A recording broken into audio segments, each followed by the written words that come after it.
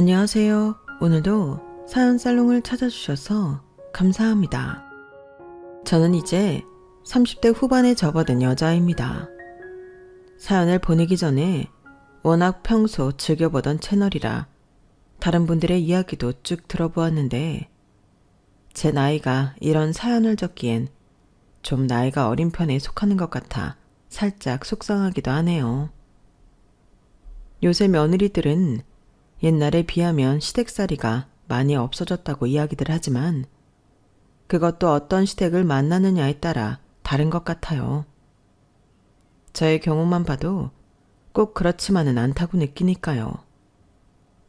사실 처음부터 그렇게 느꼈던 건 아니었어요.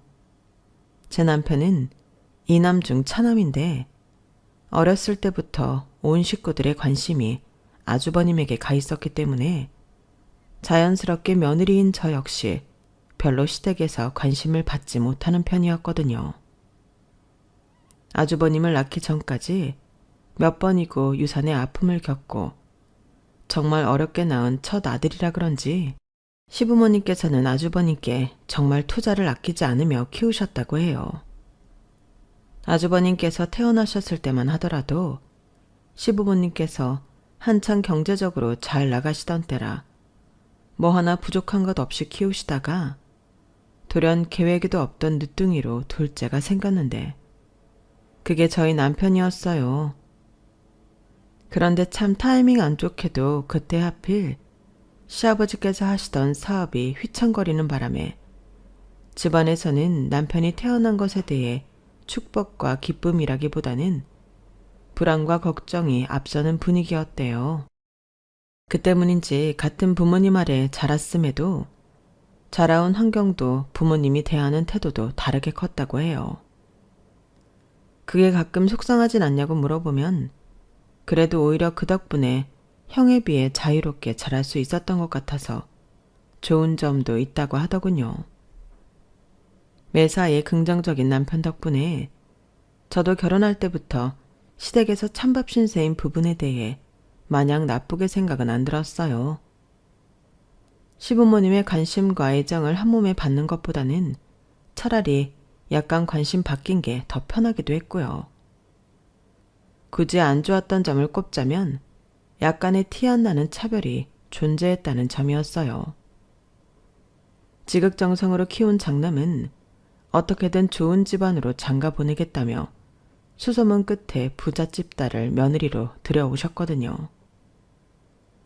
저희 친정집은 평범하다 못해 부모님 노후도 겨우 준비된 집이라 시부모님 성에는 안 차셨을 거예요. 그래도 별로 상관은 없었어요. 시댁이 잘 나갔던 것도 다 옛날 일이지.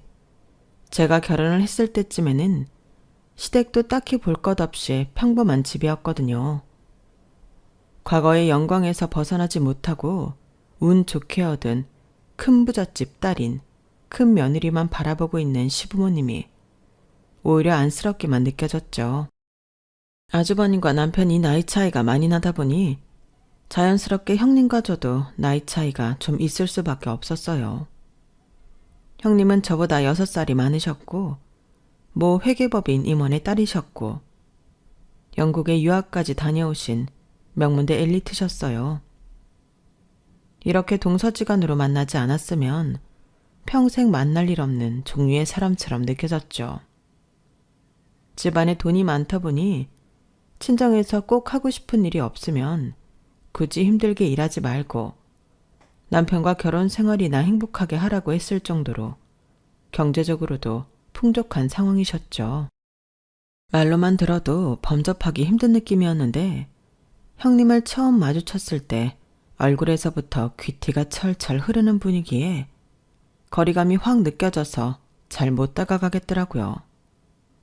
그런데 너무 감사하게도 형님께서 먼저 제 손을 꼭 잡아주시며 웃어주셨어요.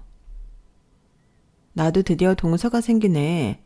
한동안 이 집안에 며느리가 나 혼자여서 좀 심심하고 외로웠는데. 잘됐다. 앞으로 잘 지내보자 동서. 말투도 차분하고 나긋나긋하셔서 무슨 말로만 듣던 공주나 왕실 사람처럼 느껴질 정도로 기품이 있더라고요. 주변에서 잘 볼 수 없는 분위기라 낯설면서도 신기했고 저도 모르게 긴장을 하게 됐어요. 제가 긴장을 해서 중간중간 형님이 이상하게 생각할까봐 걱정도 많이 했는데 그런 마음을 알아채신 건지 형님께서 많이 긴장이 풀리게끔 말을 걸어주셨고 워낙 사근사근하고 친절하게 대해주시다 보니 어느 순간부터는 저도 형님을 편하게 대할 수 있게 됐죠. 동서, 이제 동서도 시집 온 지 몇 년 지났는데 너무 그렇게 깍듯하게만 대하지 말고 좀 편하게 대해줘. 매년 보는 사이인데 이렇게 매번 군기가 바짝 든 사람처럼 있으면 동서도 힘들고 금방 지치잖아. 시부모님 대하는 것만 해도 충분히 힘든데 우리끼리라도 편하게 있자. 네, 형님. 저도 안 그러려고 하는데 예의를 차려야 된다는 생각에 저도 모르게 자꾸 그러는 것 같아요. 당장은 힘들겠지만 천천히 편해지자. 내가 동서 들어오길 얼마나 기다렸는지 동서는 모르지? 좀 편해지면 얘기도 더 많이 하면서 지내고 싶어. 그렇게 말씀해 주신 이후로는 형님과 더 빠르게 친해졌어요. 친해지고 나니 첫 인상과는 다르게 형님도 속에 화끈하고 열정적인 부분이 있으시더라고요. 그런 성향은 저랑 좀 비슷한 데가 있어서 금방 공감대를 형성할 수 있었죠. 그런데 어느 날 갑자기 형님이 정말 의외의 말씀을 하시더라고요. 동서, 이런 얘기하긴 좀 조심스럽지만 혹시 동서는 시부모님 어떤 것 같아? 괜찮아? 동서한텐 좀 어떠셔? 제 입장에서는 그 질문을 처음 받았을 때 그걸 물어보는 의도를 전혀 모르겠더라고요. 누가 봐도 차이가 난다 싶을 정도로 저는 투명인간 취급하시고 큰 며느리에게만 관심 있어 보이는 시부모님을 보고 제가 어떤 생각을 하는지는 뻔하지 않나요? 당시 전 그렇게밖에 생각이 안 들었기 때문에 그 질문이 굉장히 당황스럽게 느껴졌어요. 어떠시다뇨? 저야 당연히 시부모님이 저한테 대하시는 거랑 형님한테 대하는 거랑 태도가 다르셔서 서운하죠. 워낙 처음 시집 왔을 때부터 그러셔서 저도 금방 익숙해졌다고 생각했는데 그래도 인간이니 가끔 저도 마음이 약한 날은 많이 흔들리더라고요. 그래도 뭐 괜찮아요. 형님 같은 분이랑 나란히 두고 보면 제가 부족한 점이 많을 테니 시부모님 입장에선 당연히 더 예쁜 며느리가 있을 수밖에 없다고 생각해요. 저라도 형님 더 예뻐했을 거예요. 형님 같은 며느리는 진짜 없을 테니까요. 전부 진심에서 우러나온 말이었어요. 객관적으로 봐도 형님은 시댁에 정말 잘하셨거든요. 제 성격상 저에게 잘해주는 사람에게 더 잘해주는 성격이라 저에게 딱히 관심 없는 시댁에도 정말 해야 할 기본적인 도리 외엔 더 애써서 잘해드리려 노력하지 않았어요. 형님처럼 살갑게 안부를 묻는다든지 정적이 생기면 분위기를 띄운다든지 여유가 생기면 깜짝 선물을 한다든지 그런 사소한 노력은 일절 하지 않았죠. 전 차라리 안 하고 이쁨 안 받는 게 편한 성격이라 어쩔 수가 없더라고요. 제가 여기서 아무리 노력한다고 한들 애초에 시부모님이 원하셨던 며느리상이 아니었기에 호감을 사도 한계가 있을 거라 생각하기도 했고요. 이미 형님께서 딸 같은 며느리 노릇을 하고 있으니 상대적으로 제가 아들 같은 며느리가 된 건가 싶기도 했죠. 그런데 형님께선 의외의 대답을 하셨어요. 정말 동서도 그렇게 생각해? 사실 나도 남편이랑은 사이가 그럭저럭 괜찮은 편이다 보니 시댁하고 잘 지내고 싶어서 정말 노력 많이 했거든? 근데 내가 느끼기엔 시부모님께서 나를 그리 썩 좋아하시는 것 같진 않아. 네? 그게 무슨 말씀이세요? 제가 보기엔 어머님도 아버님도 형님만 좋아하시는 것 같은데? 하긴 동서는 잘 모르겠구나. 그건 내가 뭐라도 조금 더 돈을 쓸 때 그러신 거야. 그런데 내가 매번 시댁에 돈을 쓰고 갈 순 없잖아. 아버님은 어떠신지 모르겠지만 어머님께선 확실히 날 마음에 안 들어 하시는 것 같아. 내가 일 안 하고 집에서 노는 것도 별로 탐탁치 않아 하시거든. 남편 등골 빼먹는다고 생각하시는 건지 뭔지. 네? 저한테는 그래도 부잣집 며느리 만나니 아들이 내조도 받고 좋다고 하셨는데 오히려 저한테는 친정에 잘 살지도 않고 제가 일하느라 남편한테 신경을 못 써준다고 형님 같은 며느리를 하나 더 얻었어야 한다고 하셨어요. 물론 전 한 귀로 듣고 한 귀로 흘렸지만요. 정말? 그런데 왜 나한테는 그렇게 대하시지? 형님한테 직접적으로 불만을 말씀하신 적 있으세요? 아니, 말씀을 대놓고 하신 건 아닌데 묘하게 그런 뉘앙스를 풍기시거나 날 보는 눈빛이 마음에 안 든다 느껴지는 날이 많았거든. 그럼 괜찮아요. 뭐 때문에 그러신지는 몰라도 원래 어머님이 좀 꼬이셨잖아요. 저한테는 이렇게 대놓고 말씀하시는데요, 뭐. 형님께 그런 말 안 하시는 것만 봐도 확실히 저보다는 형님 같은 며느리를 원한 게 맞는 것 같아요. 그래? 그래도 동서한테 그런 얘기를 들으니까 좀 위안이 된다. 나는 내가 가끔 너무 오버해서 시댁에 노력하나 싶기도 했거든. 이래봤자 또 돈 안 쓰면 냉담해질 텐데 뭐하러 이러고 있나. 자괴감도 많이 들고. 너무 걱정 마세요. 저한테 한 말도 있으니 굳이 둘 중에 한 명 꼽자면 형님 더 예뻐하실 거예요. 그리고 예쁨 좀 못 받으면 어때요? 시집 와서 예쁨은커녕 시부모님 기분 상할 때마다 저런 막말이나 들었어도 이때까지 잘만 사는 저도 있는데요. 시부모님 반응 하나하나에 너무 신경 쓰지 마세요. 받아주려면 괜히 무리하게 되고 끝이 없어요. 그래, 고마워 동서. 내가 이렇게 누구한테 이렇게 눈치 받는 게 처음이라 사실 어쩔 줄 모르겠더라. 내가 주변 친구들보다 시집을 빨리 와서 이런 거 물어볼 사람도 없고 그동안 좀 힘들었어. 그래서 맨날 서방님 언제 결혼하시나 기다렸지. 동지를 만나고 싶어서. 그런데 참 좋은 사람이 동서로 들어와서 다행이야. 동서도 힘든 일 있으면 언제든지 말해. 내가 도와줄게. 아, 제가 뭘 했다고. 그래도 그렇게 말씀해 주시니 든든하네요. 저야말로 명절마다 시댁에 오기 싫은 거 그래도 형님이 좋은 분이라 의지가 돼요. 감사해요. 형님에게 그런 이야기를 듣고 예쁨만 받는 줄 알았던 형님 입장에서도 나름의 다른 사연이 있었구나 싶어서 좀 놀라웠어요. 그래서 집에 와 남편에게 그날 형님과 했던 이야기를 전해주니 남편도 처음으로 자기 생각을 이야기해 주더군요. 그러게, 나도 사실 가끔 느꼈거든.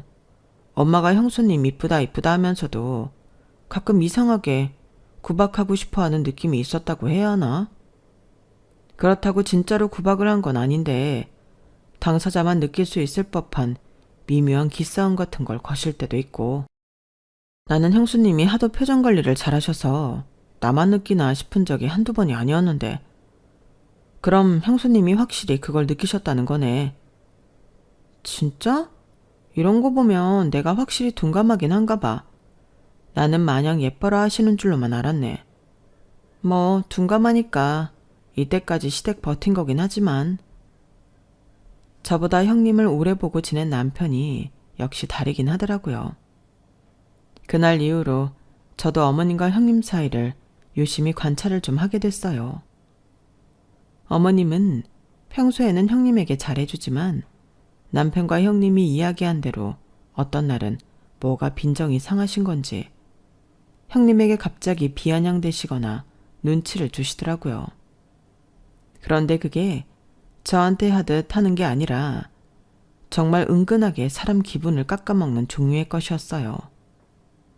아, 정말 과일도 이렇게 살 다 깎아먹고 어떡하니? 아무리 공주로 컸다지만 결혼한 지가 언젠데. 손이 아직도 이렇게 서툴러서야. 가족들 과일 하나 제대로 못 먹여서 어떡하니? 과일을 별로 안 좋아해서 그런 건 아니지? 네, 어머님. 더 연습해 볼게요. 그래.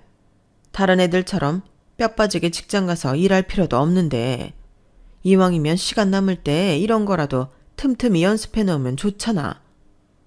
너는 정말 다 좋은데 아직까지도 웬만한 일 하는 여자보다 손이 서툴다는 게 문제야. 나는 네 나이 때 이 사람 사업망에서 생고생하면서 일도 나가고 일 끝나면 아무리 피곤해도 딱 정각에 맞춰서 남편이랑 아들들 다 손수 밥해 먹였는데 요즘은 뭐 여자들이 그렇게까지 안 해도 되는 시기라곤 하지만 돈 많다고 다 밖에서 사 먹고 하면 네 건강에도 안 좋고 솜씨도 안 늘고 좋을 게 하나도 없어. 내가 이런 소리 한두 번 하는 것도 아니고 너도 다 장점이 있으니까 봐주는 거야. 한 번만 더 이런 소리 나오게 하면 그때 나도 어떻게 될지 모르겠구나. 네, 알겠습니다, 어머님. 다음엔 더 잘 깎아 볼게요. 제가 보기엔 그렇게 살을 많이 깎아 먹은 것도 아니었고 그 정도면 별 생각 없이 먹어도 되는 수준이었어요. 그런데 정말 사소한 걸로 트집을 잡긴 하시더라고요. 왜 그러시나 잘 관찰해보니 어머님께선 형님께서 주로 곱게 자란 티가 난다 싶거나 일도 안 하는 사람이 집에서도 일을 안 하는 티가 난다 싶을 때 그렇게 갑자기 공격을 하는 듯한 경향이 보였어요. 아들엄마 입장에선 그런 꼴 보이면 못마땅하다는 건 알겠지만 문제는 그 기준이 너무 각박하다는 거였어요. 이만하면 괜찮은데 싶은 것들도 싹 다 잡아서 조곤조곤 지적을 하더라고요. 차라리 가끔 저한테 하듯이 막말도 하시고 하면 받아치기라도 할 텐데 네가 곱게 자라서 그런 건데 어쩌겠니 란 식으로 은근히 기분 상하게 하면서 마지막은 너네를 위해서 그런 거다. 너네한테도 좋지 않겠니 라며 끝내버리니 형님 입장에선 나름대로 미칠만 하겠더라고요. 확실히 저에겐 관심이 없는 만큼 그런 사소한 지적은 적었는데 어머님께서 형님은 일거수일투족 다 주목하고 있는 느낌이었어요. 전 항상 형님께서 제 덕분에 더 예쁨 받겠구나 싶은 생각이었는데 자세히 보니 그 반대더군요. 어머님의 모든 관심이 형님에게 가 있는 덕분에 제가 편하게 지내고 있는 거였어요. 그걸 깨닫고 나니 형님께 괜히 죄송하고 애틋해져서 더 잘해드리려고 신경을 좀 써드렸죠. 형님은 저에게 시댁 이야기 하소연하는 걸로 스트레스를 푸는 것 같긴 했지만 제가 느끼기엔 일시적 해소밖에 안 될 것 같았어요. 형님, 아주버님께도 이야기해보셨어요? 이건 형님께서 마냥 참는다고 될 문제는 아닌 것 같아요. 원래 이렇게 살살 긁는 게 더 사람 미치는 거예요. 형님이 나서면 싸움이 되니 아주버님께 이야기하셔서 그런 말 좀 못하게 하세요. 형님이 뭐 하나 삐끗할 때마다 지적하시는데 사람이 어떻게 그렇게 완벽할 수가 있어요. 이렇게 둔한 저도 느꼈는데 아주버님도 당연히 느끼실 거예요. 중간에서 중재해달라고 얘기해보세요. 나도 당연히 얘기해봤지, 동서. 근데 남편은 내가 좀 예민한 것 같대. 그냥 듣고 흘리라는데 내가 그게 잘 안 돼서. 동서도 내가 이야기하기 전까지는 몰랐다고 하는 걸 보면 정말 본인만 느낄 수 있을 정도로 미묘한 것 같기도 해. 그건 제가 시댁에 신경을 잘 안 쓰고 있어서 그래요. 형님 말 듣고 나니까 바로 보이고 저희 남편도 얘기 듣자마자 무슨 말인지 바로 알던데요. 형님이 예민한 게 아니에요. 이런 건 남편들이 알아서 중재해줘야죠. 형님이 시댁에 못하는 것도 아닌데 그런 소리 들으면서 사실 이유 없잖아요. 그치. 나도 그렇게 생각하긴 하는데 동서도 알잖아. 우리 남편이 워낙 소심하고 듣기 싫은 소리 못하는 성격이라서. 얘기를 듣는 제가 다 미치고 팔짝 뛰겠더군요.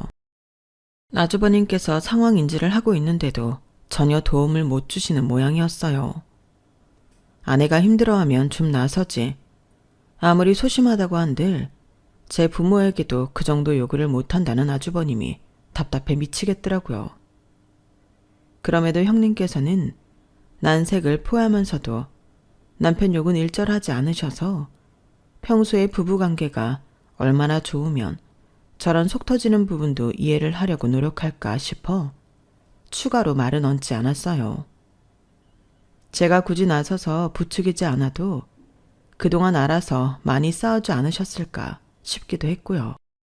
시댁 트러블이 부부관계에 꽤 큰 영향을 미치는데도 두 분 사이는 좋다고 하니 그 점이 신기하게 느껴져서 비결이 뭔지 배우고 싶다는 생각만 들었어요. 그런데 어느 날부터 형님께서 시댁에 얼굴을 뜨문뜨문 안 비추기 시작하셨어요. 처음엔 친정어머니 건강이 안 좋다고 그러셔서 그런가 보다 하고 걱정만 했어요. 초기이긴 하지만 갑상선 암이라고 하시길래 암에 좋은 음식이나 영양제도 찾아서 많이 보내드렸죠. 그렇게 소식도 잘 못 듣고 저의 일방적인 연락으로만 관계가 이어진 지 꽤 시간이 지났을 때였어요. 정말 갑작스럽게 아주버님의 이혼 소식이 들려오더라고요. 형님과는 그래도 개인적인 이야기를 꽤 많이 하고 지냈던 사이였기에 깜짝 놀랐어요. 형님, 저예요. 이야기 듣고 연락드려요. 어떻게 되신 거예요? 아주버님하고는 사이가 좋으셨던 거 아니셨어요? 동서 미안해. 동서한테는 미리 말을 해줬어야 했는데 사실 남편이랑 사이 안 좋아진 지는 꽤 됐어. 동서도 알겠지만 남편이 워낙 마음도 약하고 해서 시댁이랑 내 사이에 중재를 잘 못해줬잖아. 나도 처음에는 그러려니 이해했는데 그게 쌓이니까 어느 순간에 가슴에 화도 많아지고 울컥하더라고. 도저히 안 되겠다고 생각이 드는 시점에 남편한테 이야기도 많이 했고 좀 달라지길 원했는데 남편은 너무 그대로였어. 남편이 많이 붙잡긴 했는데 내가 살려면 이혼해야겠다는 생각밖에 안 들더라. 미리 말 못해줘서 미안해.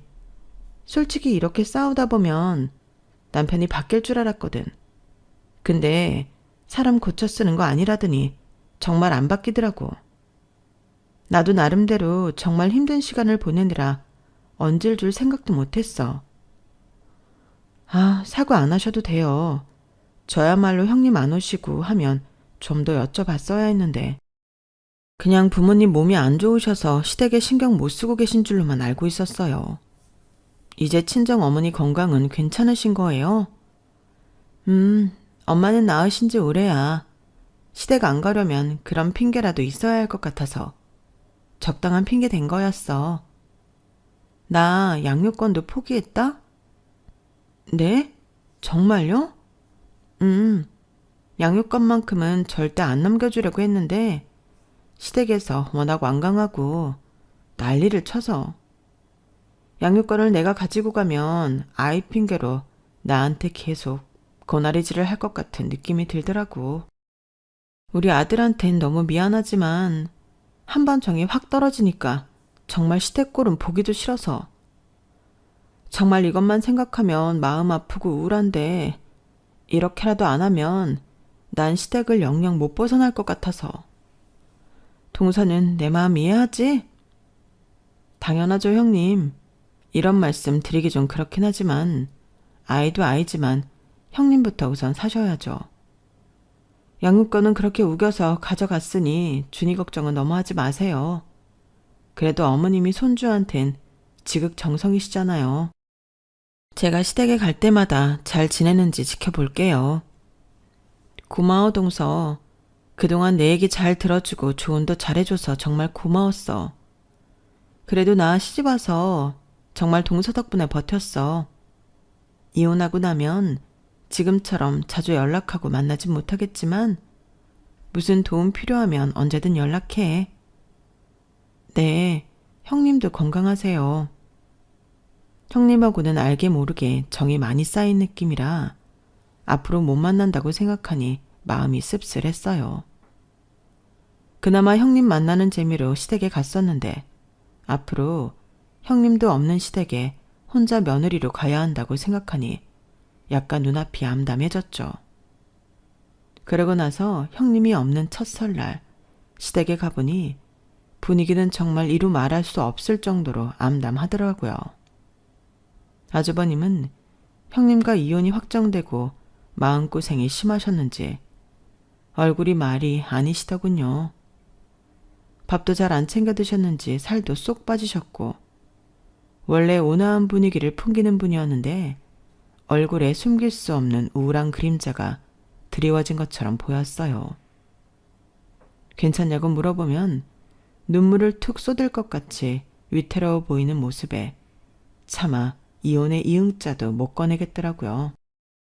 그 애로 초등학생이 된 시조카는 아직 상황을 제대로 파악 못한 상태인 건지 혼자서 해맞게 뛰어노는데 마음이 너무 아팠어요. 아주버님, 잘 지내시죠? 어떤 위로의 말을 건네도 위로가 되진 않을 걸 알기에 안부 인사만 드렸어요. 뭐 그럭저럭. 요새 일을 닥치는 대로 했더니 휴일에 피로가 좀 몰려오긴 하네. 애써 웃음을 짓고 계시긴 하지만 당연히 아주버님의 상태는 좋아 보이지 않으셨어요. 두 분께서 사이는 늘 좋으셨던 걸 누구보다 잘 아는 사람이라 이런 상황으로 인한 이별이 참 안타깝더라고요. 그러게 조금만 더 형님이 힘들 때 나서서 편을 들어주셨더라면 얼마나 좋았을까. 괜히 아주버님이 원망스럽기도 했지만 이 상황에서 누구보다 고통받고 있는 사람을 마냥 탓할 수만은 없겠더라고요. 여보, 아주버님 좀 잘 챙겨 드려야 할 것 같은데 얼굴이 많이 상하셨더라. 그러게, 나도 걱정은 많이 되는데 이것저것 챙겨주고 좀 나와서 같이 밥도 좀 먹자고 해도 잘 안 나오려고 해서 힘드네. 곧 있음 엄마, 아빠 집에 들어간다고 하니까 나아지겠지. 그래? 아무래도 애도 있고 하니까. 지금은 엄마가 왔다 갔다 하면서 봐주는 모양이던데 그럴 거면 그냥 같이 사는 게 낫잖아. 거기 있으면 형수님 생각도 계속 날 거고. 그건 그러네. 어머님 아버님이랑 살면 끼니라도 더 잘 챙겨 드실 순 있겠다. 너무 많이 야위어서 깜짝 놀랐거든. 당신 남편 말로는 석 달쯤 뒤에 집을 합친다고 들었던 것 같아요. 생각보다 이사 시기가 빠르기에 별다른 걱정은 안 해도 되겠다 싶었죠. 어머님이 드나든다고도 하시니 그때까지만 해도 큰일이 일어날 거라곤 상상도 못했어요. 그런데 이사 가기 바로 전주에 정말 상상도 못할 일이 일어났어요. 아주버님께서 주무시다가 갑작스럽게 돌아가신 거예요. 어머님이 아이를 등원시키기 위해 집에 갔다가 잠에서 깨지 못하고 누워있는 아주버님을 발견하고 황급히 깨우셨대요. 그런데 아주버님 몸이 너무 무겁고 싸늘해서 구급차를 불렀더니 간밤에 심정지로 이미 숨을 거둔 후였다고 해요.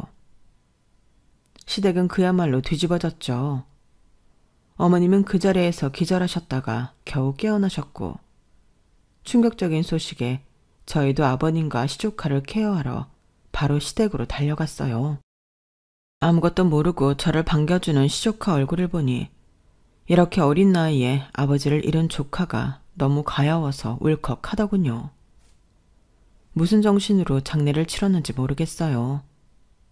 장례가 끝나고 나서야 이 다음이 더 문제라는 사실을 깨달았어요. 어머님께서 시조카가 충격이 클 것을 우려하셔서 굳이 알리지 말라고 하셔서 시조카에게는 아빠가 돌아가셨다는 사실을 비밀에 붙였거든요. 앞으로 시조카를 어떻게 해야 할지 이야기가 나와서 저는 차라리 잘 됐다 싶은 생각이 들었어요. 형님께서 워낙 아이를 키우고 싶어 하셨고 애틋해 하셨으니 다시 형님께 연락을 해서 시조카를 보내주자고 의견을 냈어요. 저는 그게 당연하다고 생각을 했는데 시부모님은 아니었는지 화를 내셨어요. 얘가 무슨 말 같지도 않은 소리를. 한번 가족이 연이 끊긴 애한테는 우리 집 핏줄 함부로 내주는 거 아니다. 일부러 장례식에도 연락 안 가게끔 신경 써서 조치해놨는데 애를 맡겨? 장례식에 왜 안 불렀냐부터 시작해서 난리가 날 텐데. 안 그래도 정신없는데 그걸 또 감당하라는 거야? 이미 이 집 떠나서 생판 남이 된 년한테 내 아들 피 섞인 손주를 줘? 누구 좋으라고? 어머님, 그렇게만 생각하지 마시고요. 지금이야 어른들이 얘기를 안 해줘서 모른다지만 언젠가는 애도 알게 될 일이잖아요.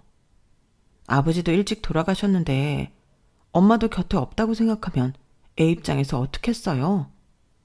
어머님, 아버님 연세도 있으신데 언제까지 아이 봐주시기도 힘들 거고 아이 정서 생각해서라도 형님한테 보내는 게 맞는 것 같아요. 시끄럽다. 안 그래도 심란해 죽겠는데 너까지 보태지 마라. 어쨌든 우리 집안 장남이 남긴 유일한 아들인데 남한테 맡길 수는 없다. 내가 죽을 때까지 알아서 키울 테니 너는 입대지 마라. 그렇게까지 세게 말씀하시니 더 이상은 저도 말을 못 얹겠더라고요.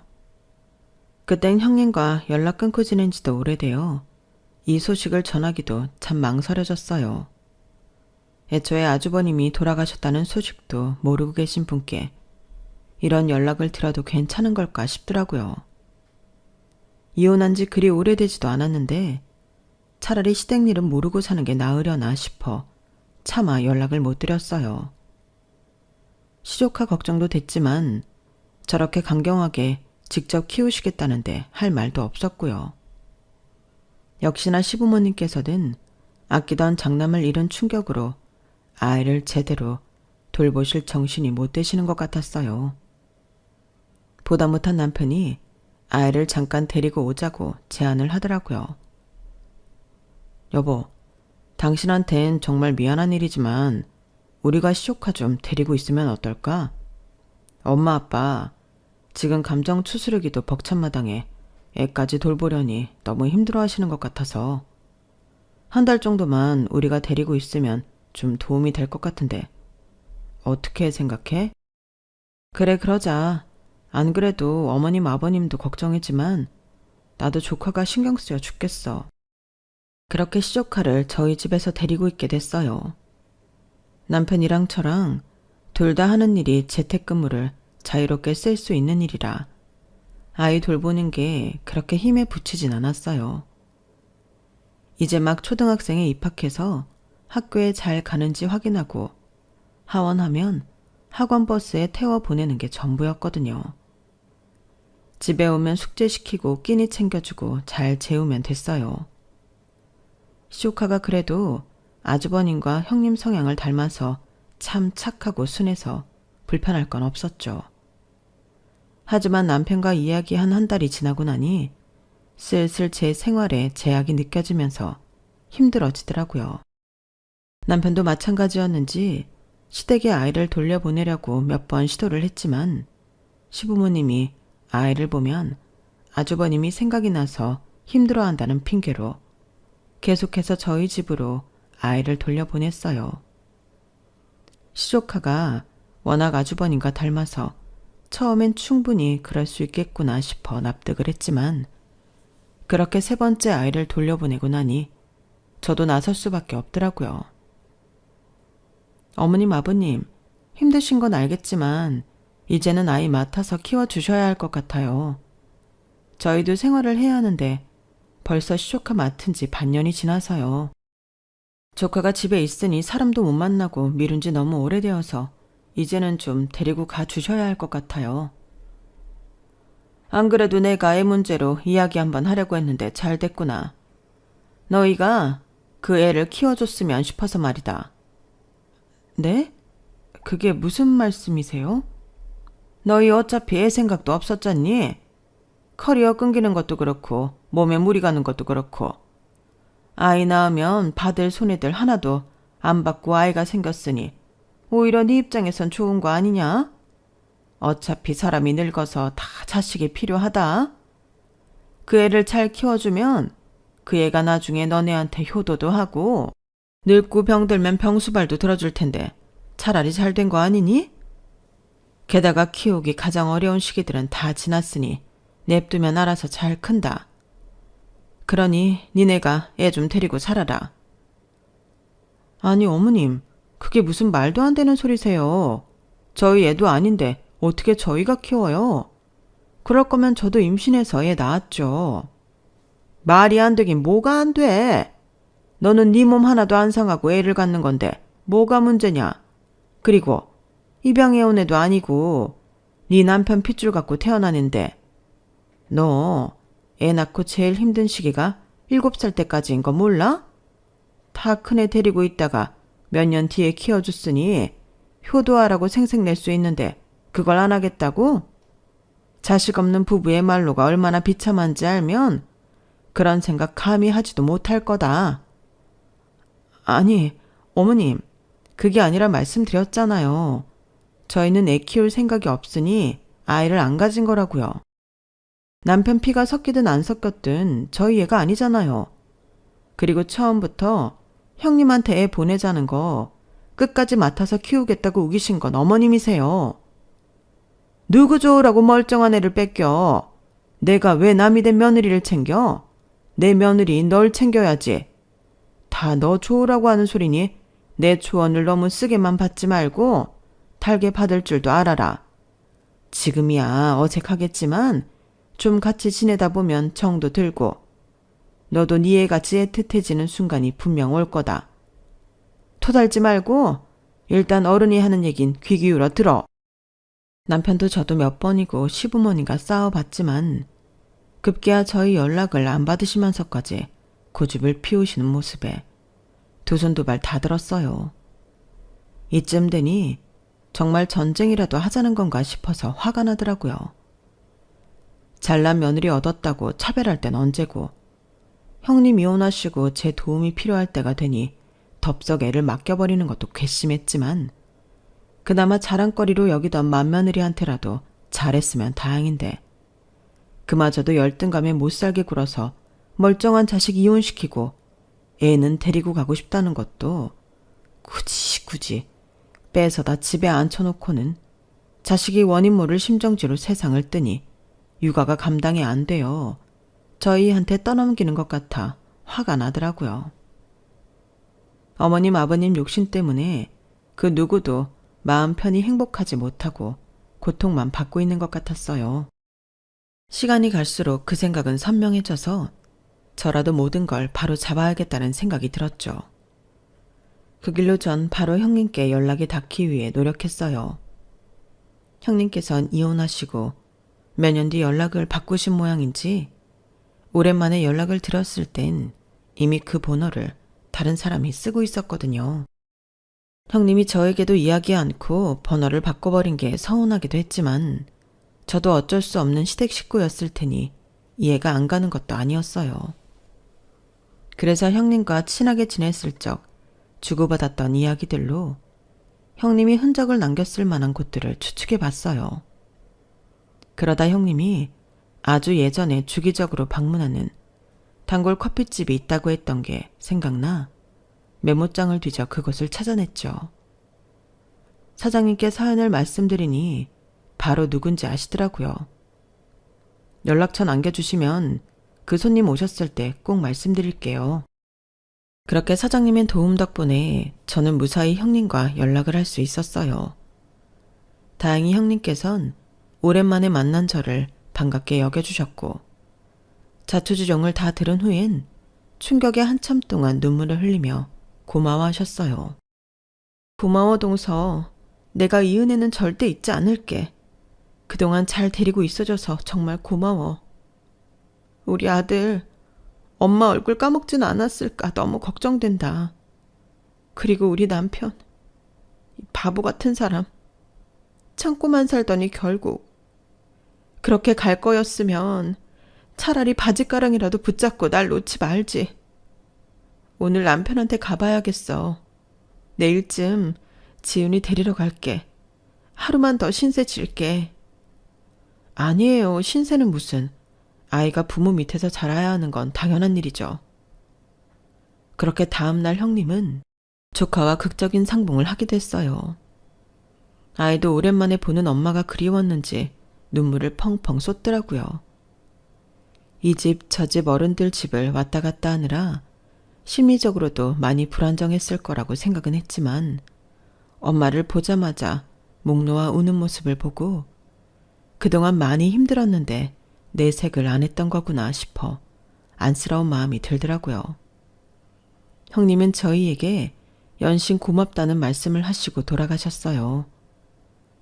그래도 자식을 부모 품에 돌려놓으니 저도 마음이 편하더라고요.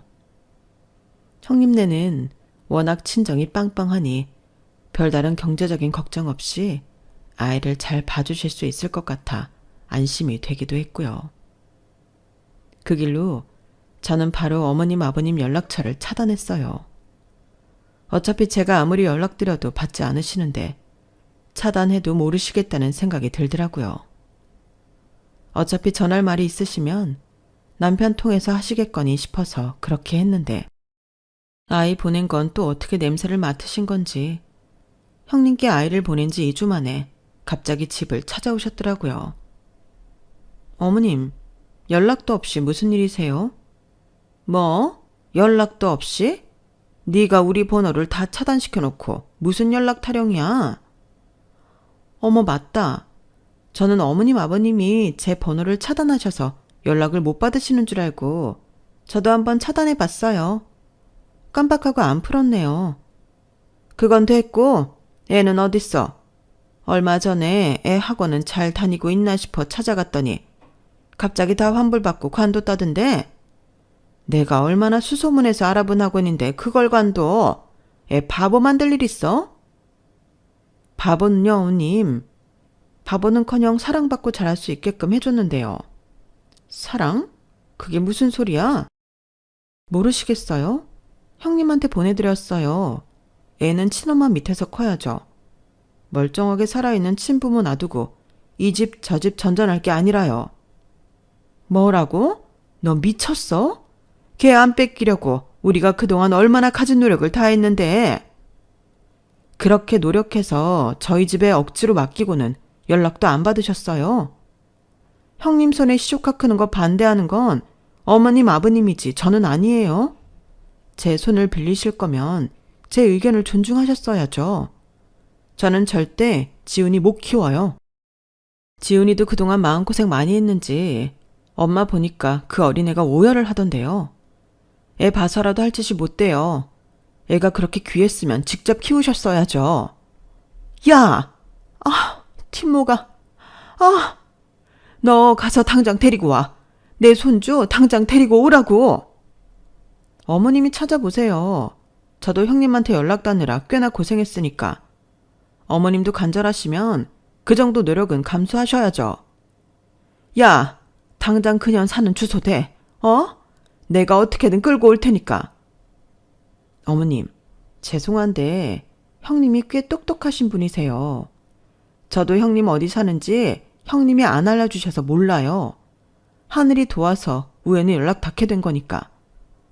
어머님도 간절하시면 그 정도 노력은 해보세요. 뭐 이런 애가 다 있어, 너. 너 당장 지금 우리 연락처 차단한 거라도 풀어라. 잠깐 눈 돌리고 있었더니 뭐 이런 사고를 쳐. 죄송한데 저 차단 풀 생각은 없어요. 그동안 차단해서 편안했거든요. 하실 말씀 있으시면 아들한테 직접 하셔서 전달하라고 하세요. 이제 맏며느리 없으니 저한테 시작하시게요.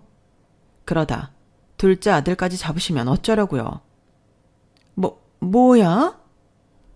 두 분 다 뒷목 잡고 쓰러지는 신용을 했지만 전 아랑곳하지 않고 지나쳐 그대로 집으로 들어가 버렸네요. 소리치시는 거 보니 그렇게 쓰러지실 분들은 아니신 것 같았거든요. 그리고 남편에게 전화를 해서 뒷수습은 알아서 하라고 했어요. 형님께선 그 후로 제게 고마웠는지 자주 만나서 밥도 먹고 시간도 보내고 싶어 했지만 또 언제 어떻게 시부모님이 집 앞에 찾아오실지는 모르는 노릇이니 한동안은 연락만 주고받았어요. 그래도 몇 달 데리고 살았다고 정이 많이 붙어서 시조카 근황도 주기적으로 받아보는데 아이가 하루가 다르게 쑥쑥 잘 자라더군요. 분명 저희 집에 있을 때도 나름대로 최선을 다해 잘해줬음에도 저 정도 얼굴이 밝진 않았던 것 같은데 확실히 친엄마 밑에 가 사랑을 듬뿍 받고 자라니 얼굴이 눈에 띄게 환해졌더라고요. 이 사건 덕분에 저나 남편이나 시댁과는 완전히 등을 지게 됐지만 후회는 없어요. 가끔 남편에게 미안한 생각이 들기는 했지만 남편 역시 저랑 생각이 비슷하더라고요. 시부모님 입장에서나 의미 있는 손주지 자라는 아이 입장 생각하면 어른들이 내서는 안 될 욕심을 낸 거잖아요. 제 결정 때문에 부모와 멀어진 건제도 불만 하나 없이 제 편을 들어주는 남편이 참 고맙더라고요. 아주버님이 살아계실 적 얼마나 형님을 사랑했었는지 알기에 형님을 챙겨드리는 걸 더 고마워할 거라고 하더군요. 부모의 과욕이 자식을 망치고 더 나아가 손주까지 망칠 수 있다는 걸 왜 모르시는 걸까요? 지금은 남편조차 시댁과 연락을 끊고 살고 있어 어떻게 지내고 계신지 소식조차 잘 모르지만 어떤 의미로든 자식을 둘 다 잃은 지금에서는 뭔가 좀 깨달으신 게 있으셨으면 좋겠네요. 제 사연은 여기까지입니다. 제 사연 들어주셔서 감사합니다. 들어주신 모든 분들 가족과 항상 행복하시고 원하시는 일 다 이루세요. 여러분, 사연 댓글에 응원과 현명한 조언 부탁드려요. 좋아요와 구독은 저에게 큰 힘이 됩니다. 오늘도 좋은 일 가득하세요.